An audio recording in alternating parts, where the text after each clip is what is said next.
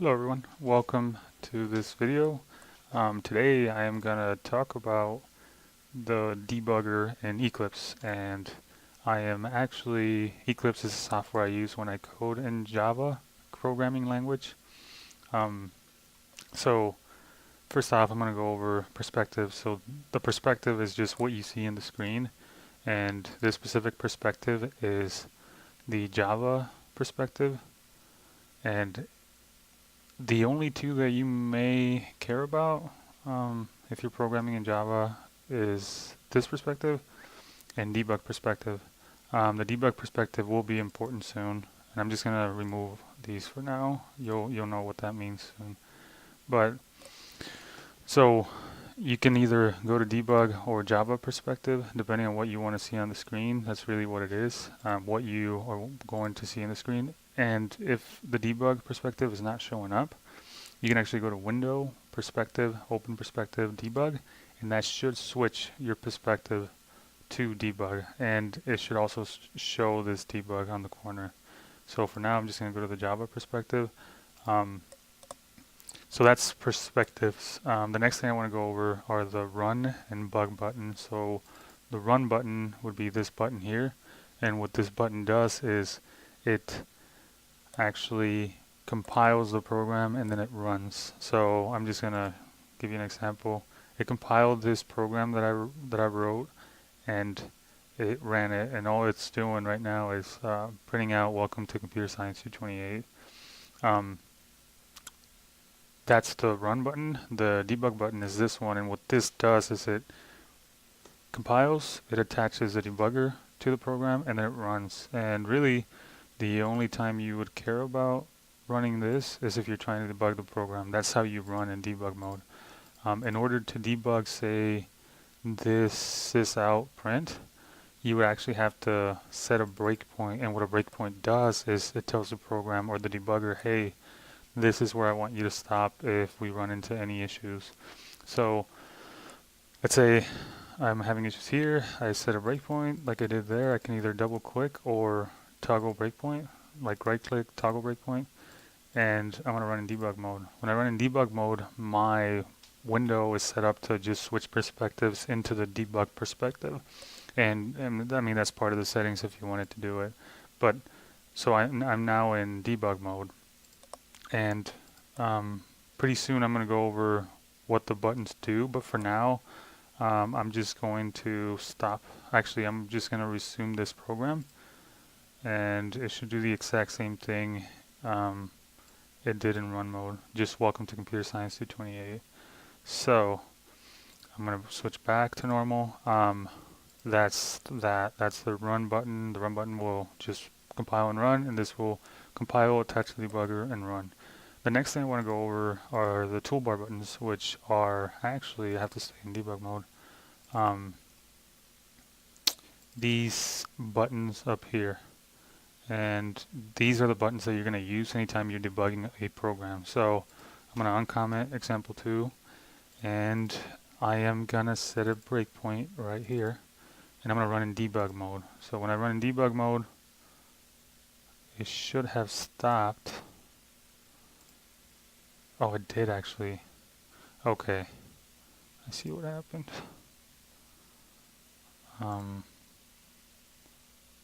Let me see. Okay, so I have a breakpoint here. I run in debug mode.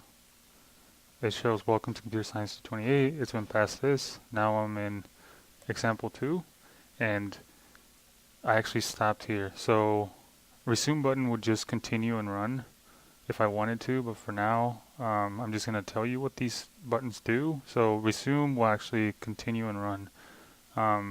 Suspend, even though it sounds like it would stop the program, it doesn't. It pauses it wherever you're at.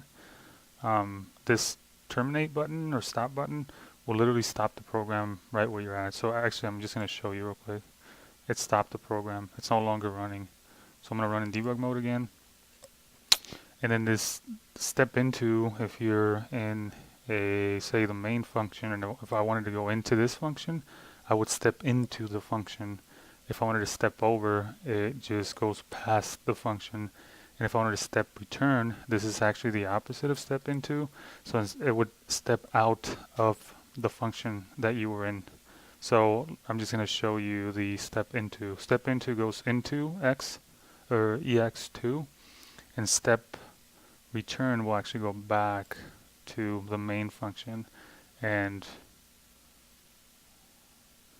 it tries to go back, but it doesn't go back right now. And I will show you, actually this is a good time to show you the pause or suspend button. So it's obviously stuck somewhere. It's still running, but it's stuck somewhere. As you can see here, we have while s equals s, which will always be true, increment s. So I'm actually stuck here, and that's why it won't return. But I can just step over, and it will keep playing around with this number, and it will never get out of this while loop. And let's say I assumed, okay, I'm running again. It's still stuck, so I would have to pause. I mean, I would have to stop, and I have an issue here. But really, these 3 buttons are the only ones you probably care about the most, and then stop, suspend, and resume. That's pretty much what I'm going to cover here. Okay, so that was the toolbar buttons. Now, where I'm going to show you how to set breakpoints. I've already shown you the regular breakpoints. I'm going to show you the conditional breakpoints. So let's see. If I run this example 3 program, I'm just going to show you real quick. I run into an issue. I have an array index out of bounds exception. It tells me where it happened. So it happened here, but I don't know what was going on right before it happened. And even though it's obvious, right, I have an array of size 20, and it's going up to 20, trying to access index 20, which shouldn't happen. And it accesses a certain index, and it sets that number to this, whatever that index is. Let's say it was a lot more complicated than that, and I was having some sort of exception. Well, what I can do is I can actually go to the run and on Java exception breakpoint, and I can say, hey, if I have an issue with array index out of bounds, if I have one of those exceptions, go ahead and stop right before it. Set a breakpoint there. Okay. So for now, I'm just going to remove these 2 breakpoints so that I can show you. And I'm going to run in debug mode. When I run in debug mode, it actually runs up until it has an error. So I will show you these views soon, but for now, it's saying that I is equal to 20. So I'm obviously going past the maximum index of this specific array size, and that's why I'm having that issue. And I can see it here, but I'll show you more about these views soon. So right before the problem happened, it stopped, and I can see what happened. This is pretty useful if you run into issues. So there, it was right before it. Okay, so that's what conditional breakpoints, and really you can set them for any exception that you want. You already know the regular breakpoints, which are these, but I just showed you the exceptional, conditional breakpoints. So I'm gonna get rid of all these breakpoints real quick. And now I'm going to go over, give me just a second here, inspecting and editing variables. So I'm just going to run this program really quick. It should only print a random number every time. But alright, let's set a breakpoint here and let's go into it real quick. So we run debug mode, we stopped here, we step into this function, and then we see here that we have an array called randArray of size 20, and we have a random object that creates random integers, and we're setting each index or each element to a random number between 0 and 99 here. Let's say you wanted to know what these numbers are for whatever reason. So to do that, we can actually, so I'm currently here, why don't we go down? Okay, so I'm currently right here. I'm gonna go ahead and press the resume button. Resume what I should actually go past this so that I don't have to do this 20 times. I can just resume and it should stop at the next breakpoint. It stops at the next breakpoint, and now we can actually inspect the variables, all the variables in ran array. Let's say I wanted to know what one of them was. Well, let's look at index 14. Oh, that's 46. But here I'm printing number, or I guess index number 10. I can, before I print it, I can change it. Let's say you know or you think that a certain thing is causing an issue. Let's set this to 2017, and instead of printing out whatever it was, it'll print out 2017. So let's just step over. It printed out 2017. You can also change variables as you'd like if you know that one of them is causing you issues, or you think that, or you suspect that one of them is causing you issues. So that's how you inspect variables, and that's what you can do. Now, here's this super useful thing you can do as well.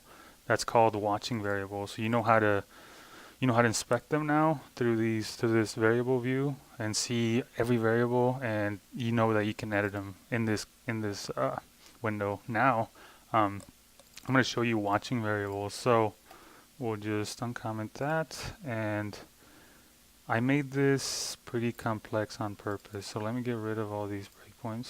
Yes.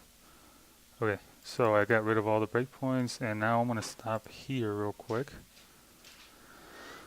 Okay, so I stopped there, and I'm going to step into this function, and as you can see, I have 30 different variables here. I'm actually going to set a breakpoint here, and I'm going to continue so that I can set everything to whatever I want, and I don't have to do this 30 times. So I'm there. I know that I have all these variables here, right? It's 30 of them. What if I wanted to only look at 2 because 2 of them were super important to me? Let's say I want to look at foo 8 and bar 8. What I can do so that I don't have to like look at this one and then go all the way down and look at the other one, I can just say, okay, let's do foo 8 and let's watch it. And then let's do bar 8 and watch this one as well. So these put them in this view expression kind of window where it shows you exactly what's going on with those 2 variables. And this is useful if you have these many variables and you just want to look at 1 or 2 of them, or maybe 3, and you don't want to like scroll up to look at this one and down to look at the other one. Okay, so there is watch variables, and you now know why that's important. So another thing, one last thing that I want to go over before I stop with this video is sometimes you may run a program. So this is actually running right now, and you may forget that you were running a program before you decide to run another one. So let's say I just want to run, actually this one has an infinite loop in it. Which one is it? I'm pretty sure it's here.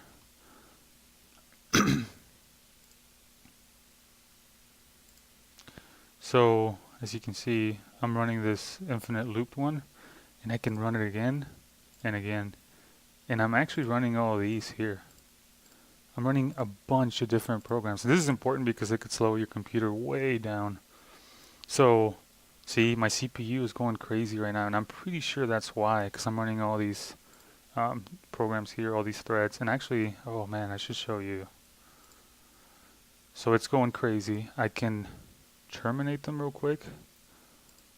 I'm going to terminate all.